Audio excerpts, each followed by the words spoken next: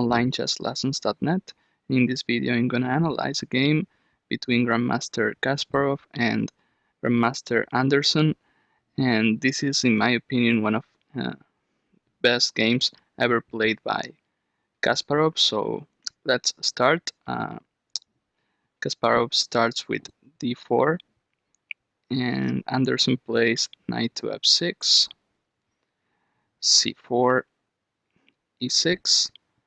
Here white plays knight to f3, and black plays b6, which is the queen's Indian defense.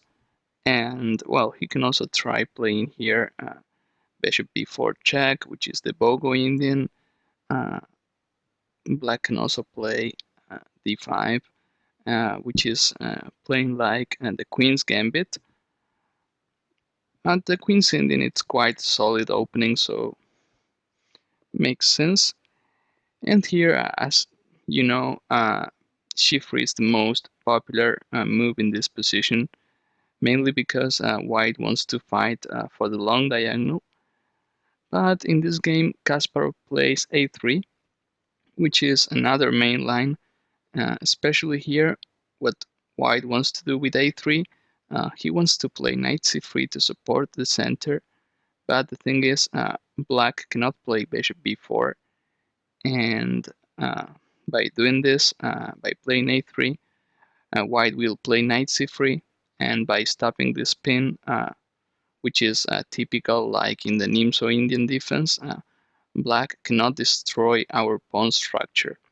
For instance, if white plays something like this, then black can consider playing bishop b4 followed by bishop takes c3, and in a lot of variations white has to take with the pawn. That's what I mean. So this is one of the bonuses of playing a3 here. Black plays bishop b7, knight c3, and here Andersson plays knight to e4.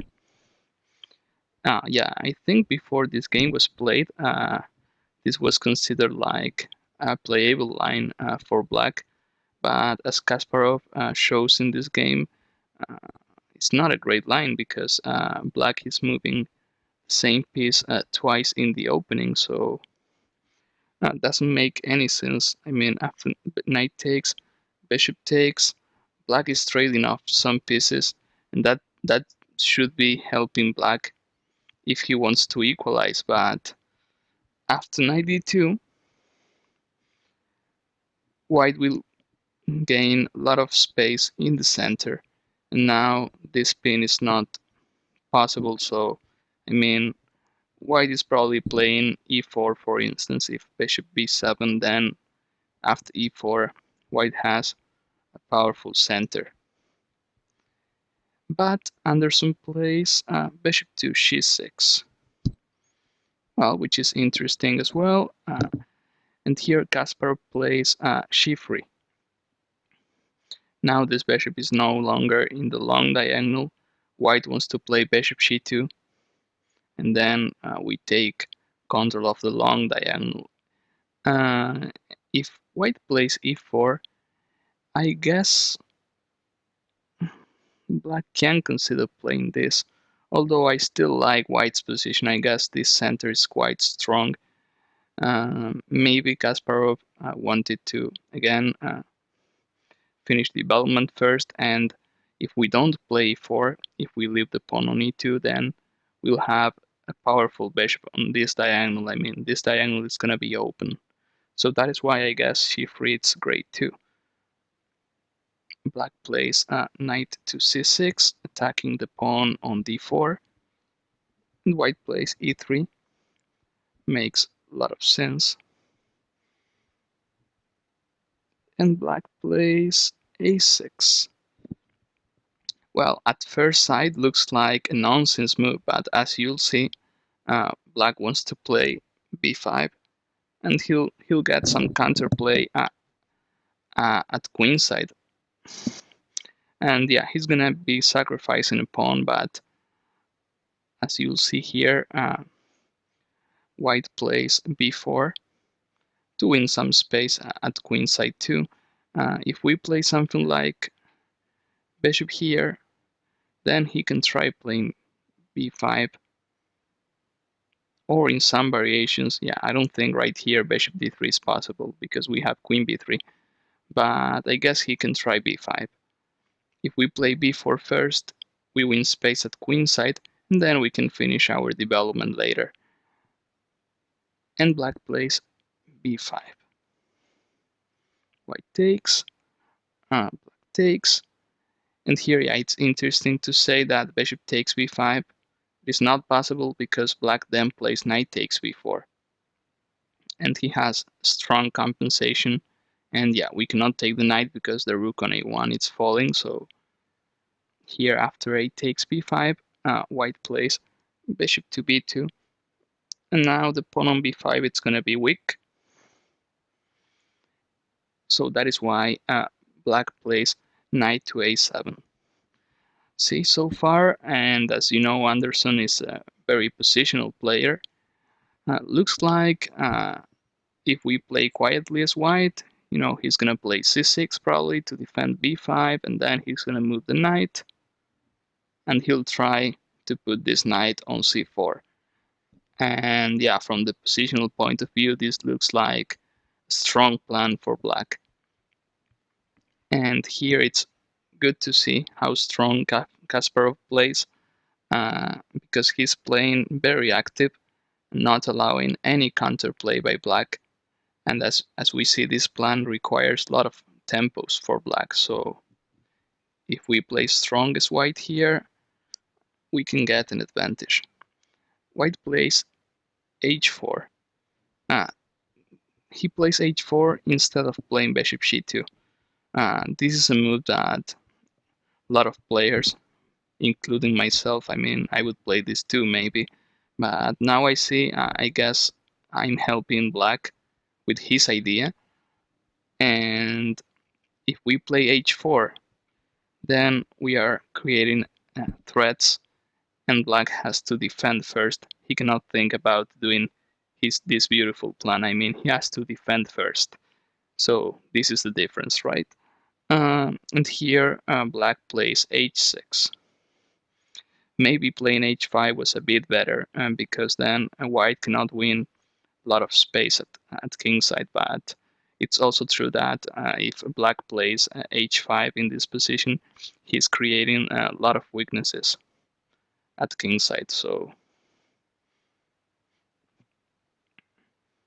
h6, and here another beautiful move by white, instead again of playing bishop c2, which makes sense because it's a development move. White plays b5, and basically what white wants to do is open this bishop. And maybe we are going to lose a pawn as white here, but then we're going to be up in development. We are going to open that position for our bishops. And when you have development and initiative, that pays off. Black has to take bishop c2. Now we attack this pawn, and when he plays c6, we can castle. And again, we are down pawn as white, but development-wise, we are ahead. He cannot develop this bishop because g7 it's under attack. This knight on a7 now it's misplaced. It's too far away from the center, and the king still on e8. So this is a big problem for black. That is why he plays f6.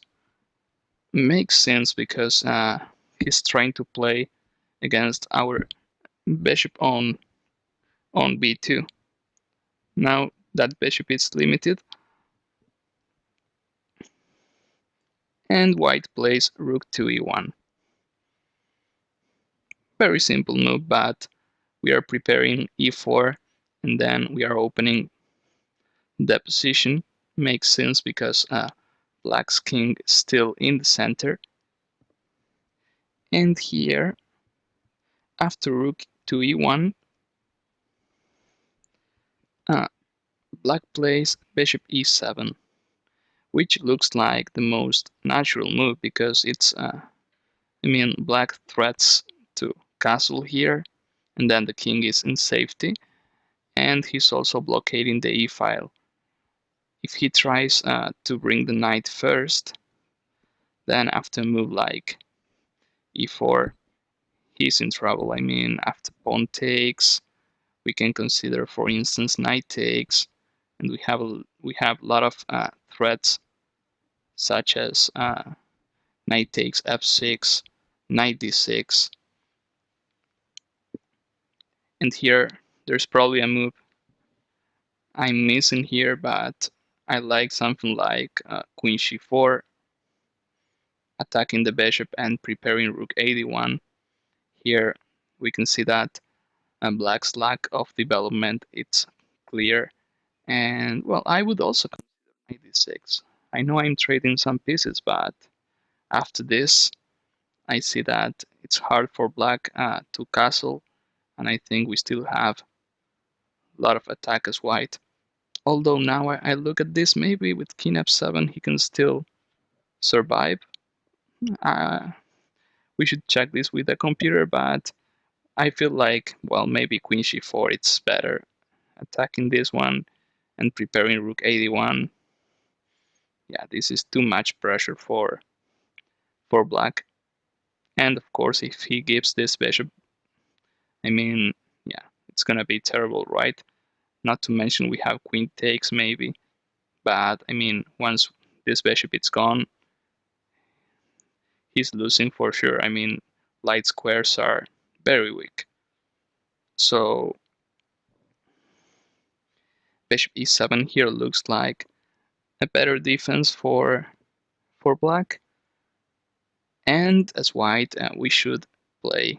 We should act quickly because if we don't play good here, he's gonna cancel, and we should not forget black is up a pawn, right? So, if he castles and then slowly he puts his knight on c4 or e4, then uh, he can get an advantage. So, we have to act now and clearly. So that is why white plays queen c4. We create threats and we don't allow black castle. If we play something like e4 here, then he can probably take, and after bishop takes or knight takes, he's probably castling. If bishop takes, he can trade off some pieces and then he can castle here. I guess we still have some play as white, but he's castling, and if we take with the knight, yeah, he can also castle as well. So that is why it's very important. The move order here, it's very important. Playing queen c4 first, attacking, and here he has to play king to f7. Otherwise, we take the pawn on g7. So now, as the king is on f7, we'll have a strong attack here. After h5, bishop h7, and e4.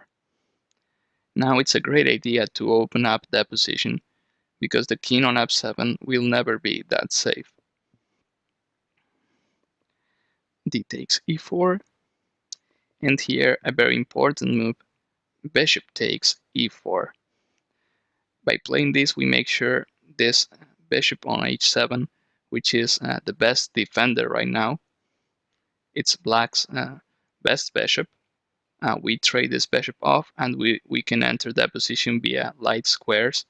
And we know that bishop e7 is not a great bishop. It's crashing into these pawns, and it's not helping the king much. Black takes, knight takes e4, and here black plays knight to c8. Now the knight wants to come help the king. Looks like it's too late. But what happens if, for instance, black wants to castle by hand? Playing something like rook e8 plus king c8. Then we can simply play queen c6. And when he plays something like this or this. Well, I guess after the simple c4 followed by knight c3 and knight f5, we are totally winning. There's no way he can help his king here.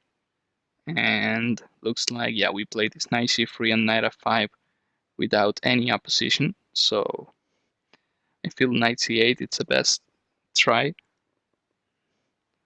But here, then white plays rook 81. It's very nice to see that. And before finishing the attack here, just to say, I mean, it's a good idea to bring all our pieces to the attack, and then we try to mate him. I mean, here we can also play something like queen c6, makes a lot of sense, and it's probably winning. But it's great to see that first we bring all our pieces, every single piece is helping here, and then we can go after the king. So rook a7, and here comes very beautiful move by white, which is knight takes f6.